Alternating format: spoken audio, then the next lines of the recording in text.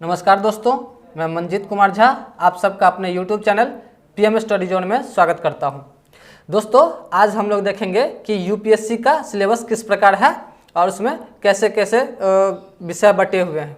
आइए दोस्तों, आज हम देखते हैं UPSC का सिलेबस। UPSC यानी यूनियन पब्लिक सर्विस कमीशन। इसके दोस्तों BPSC की तरह इसमें भी 3 चरण होते हैं। कितने चरण होते हैं? 3 चरण।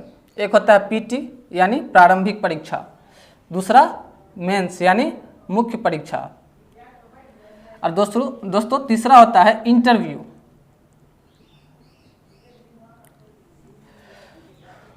PT में दोस्तों 2 तरह के पेपर होते हैं, एक होता है क्वालिफाइंग, एक होता है नॉन क्वालिफाइंग। नॉन क्वालिफाइंग मतलब GS और क्वालिफाइंग मतलब होता है CSET। CSET जिसको कि सिविल सर्विस एप्टीट्यूड टेस्ट कहा जाता है दोस्तों, और दोनों 200 अंकों के होते हैं। कितने अंकों के होते हैं? 200 अंकों के दोनों होते हैं। GS पेपर में 100 क्वेश्चन दिए जाते हैं और CSET में 80 क्वेश्चंस दिए जाते हैं। यानी कि GS पेपर जो है उसमें प्रत्येक क्वेश्चन के लिए 2 मार्क फिक्स होते हैं, जबकि CSET में प्रत्येक क्वेश्चन के लिए 2.5 मार्क्स आते हैं। ठीक है दोस्तों, CSET में प्रत्येक क्वेश्चन के लिए 2.5 मार्क्स दिए जाते हैं। BPSC में जहां कोई निगेटिव मार्किंग नहीं थी, लेकिन UPSC में दोस्तों BPSC में निगेटिव मार्किंग नहीं थी, यानी उसमें आप जितने क्वेश्चंस चाहें उसको अटेम्प्ट कर सकते हैं। अगर गलत भी हुई तो कोई दिक्कत नहीं है। लेकिन UPSC में क्या है कि इसके लिए निगेटिव मार्किंग का प्रावधान किया गया है। यानी कि आप अगर प्रश्न कोई गलत टिक करके आते हैं, यानी आप किसी प्रश्न का गलत जवाब दे के आते हैं, तो उसके लिए आपके सही प्रश्नों में से मार्क कुछ काट लिए जाएंगे। आइए उसको देखते हैं कि किस प्रकार मार्क्स काट लिए जाते हैं।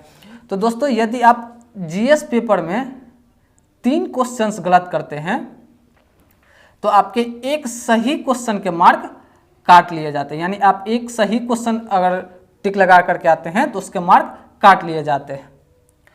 यानी कहने का मतलब है कि प्रत्येक गलत क्वेश्चन के लिए, यानी आप जितने क्वेश्चंस गलत करेंगे उसके प्रत्येक क्वेश्चन के लिए 0.66 इतने मार्क्स काट लिए जाते हैं।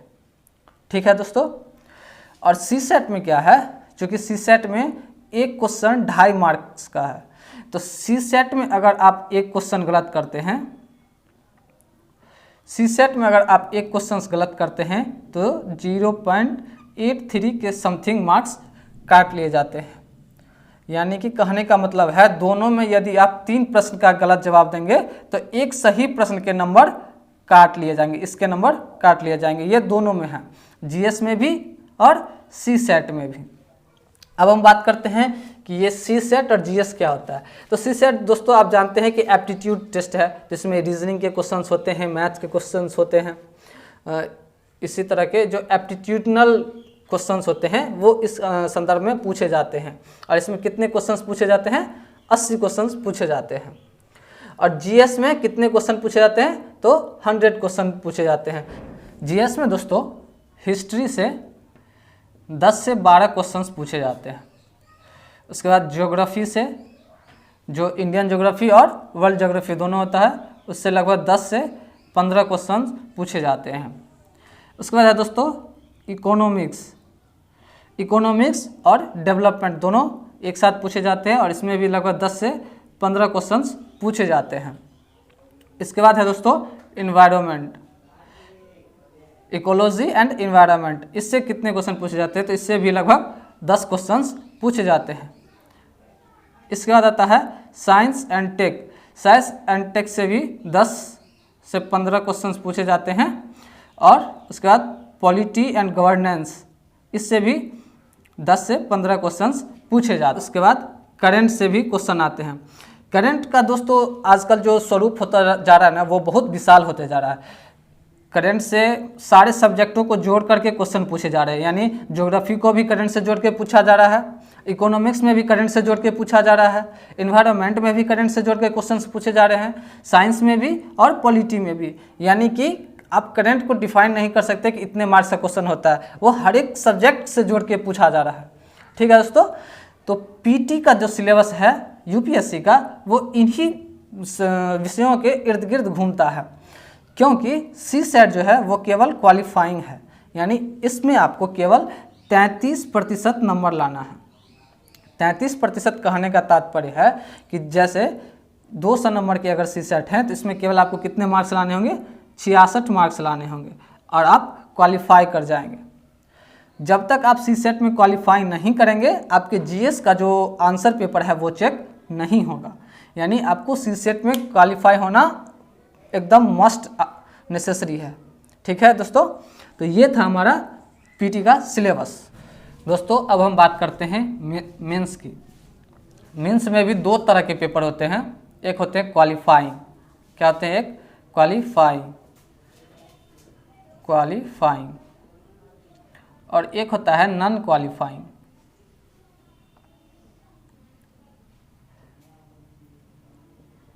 नॉन क्वालिफाइंग में दोस्तों लैंग्वेज होता है, एक कंपलसरी होता है इंग्लिश लैंग्वेज जो कि 300 मार्क्स के पूछे जाते हैं, और दूसरा एक होता है लैंग्वेज। लैंग्वेज कहने का मतलब है कि आप 8वीं अनुसूची, जो संविधान की 8वीं अनुसूची है, उसमें जितने भी भाषाओं का उल्लेख किया गया है उसमें से किसी भी भाषा का इसमें आप पेपर दे सकते हैं और उस भाषा से रिलेटेड आपको 300 मार्क्स के क्वेश्चन पूछे जाएंगे। और ये दोनों कैसा है, तो क्वालिफाइंग है, यानी इस दोनों में केवल आपको क्वालिफाई करना है। आप जैसे इस दोनों में क्वालिफाई कर जाएंगे तब आपके जो बाकी के नॉन क्वालिफाइंग पेपर हैं मेंस के, उसके आंसर चेक होंगे। अब है दोस्तों नॉन क्वालिफाइंग। नॉन क्वालिफाइंग में क्या सब पूछे जाते हैं, तो सबसे पहले एक आता है निबंध। एक पेपर होता है निबंध का और ये निबंध 250 मार्क्स के पूछे जाते हैं। ठीक है, उसके बाद 4 जीएस के पेपर होते हैं। 4 जीएस के पेपर होते हैं, जीएस 1। जीएस 1 में क्या होता है, तो इसमें आपको इतिहास से संबंधित जैसे कला संस्कृति,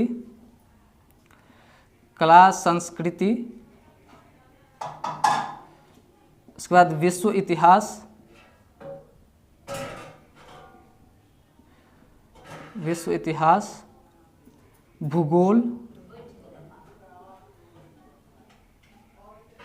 भूगोल से जोड़कर क्वेश्चन पूछे जाते हैं और ये भी कितने मार्क्स का होता है, तो 250 मार्क्स के होते हैं। उसके बाद दोस्तों आता है जीएस पेपर 2 और इसमें क्या पूछे जाते हैं, तो इसमें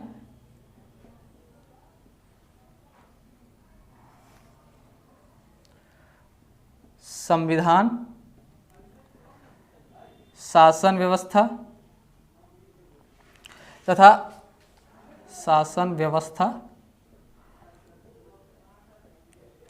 तथा अंतर्राष्ट्रीय संबंध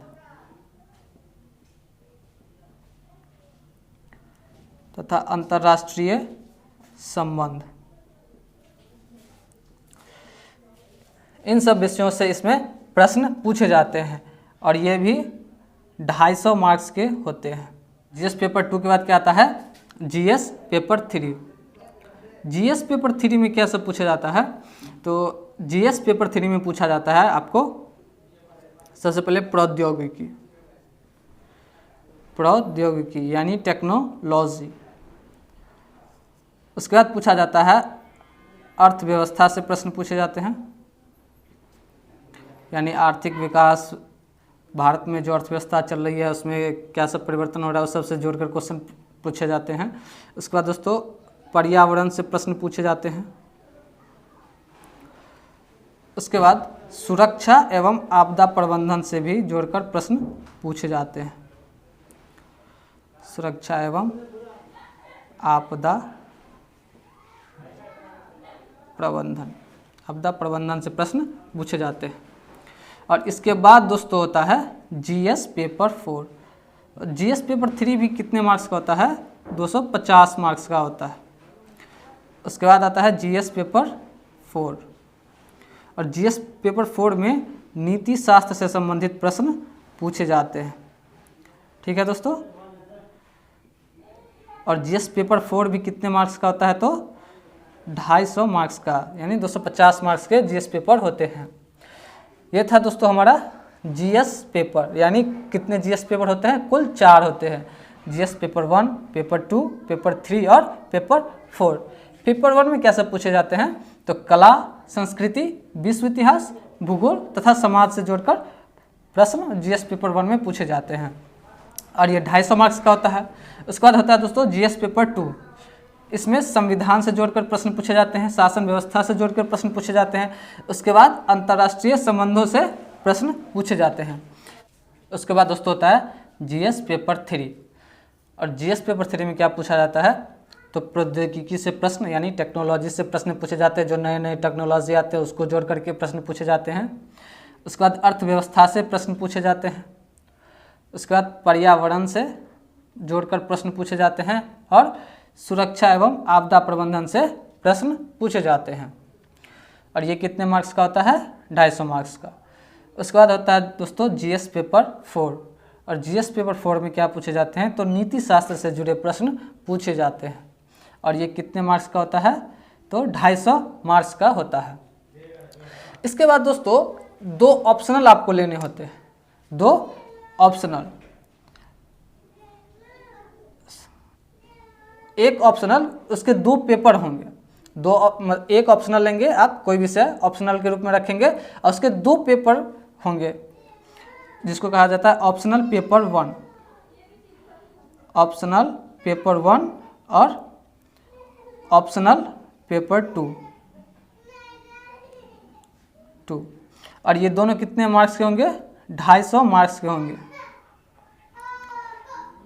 आप जो सब्जेक्ट ऑप्शनल के रूप में चुनेंगे उसमें आपको ये देखा जाएगा कि आपको उस विषय में स्नातक स्तर का ज्ञान है या नहीं। और इस स्तर पर 250 मार्क्स के दोनों पेपर के प्रश्न होंगे।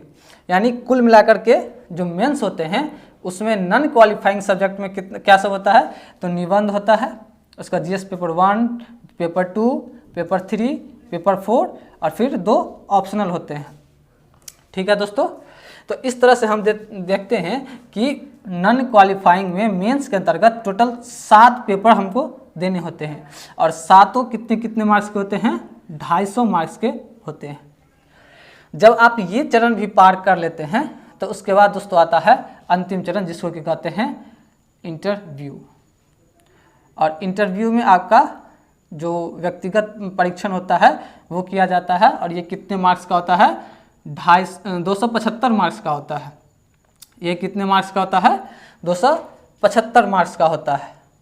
और जब आप इंटरव्यू भी पास कर लेते हैं तब आपका मेरिट बनता है, यानी और मेरिट किस से बनता है, तो ये मेंस के जितने भी नॉन क्वालिफाइंग सब्जेक्ट्स हैं इसके मार्क्स और ये इंटरव्यू के मार्क्स दोनों को ऐड करके आपको क्या मिलते हैं, मेरिट मिलते हैं। और इसी के आधार पर आपको रैंक दिए जाते हैं। अगर आपने इसमें से किसी भी चरण में को पार नहीं कर पाए तो आप उससे अगले चरण की परीक्षा नहीं दे पाएंगे। ठीक है दोस्तों, तो आज हमने यूपीएससी के सिलेबस के बारे में देखा। आपको ये कैसा लगा ये हमें कमेंट में ज़रूर बताएं। साथ ही साथ वीडियो को लाइक एवं शेयर करते रहें और हमारे चैनल से जुड़े रहने के लिए चैनल को सब्सक्राइब करना ना भूलें तथा बेल आइकन को जरूर दबाएं। धन्यवाद।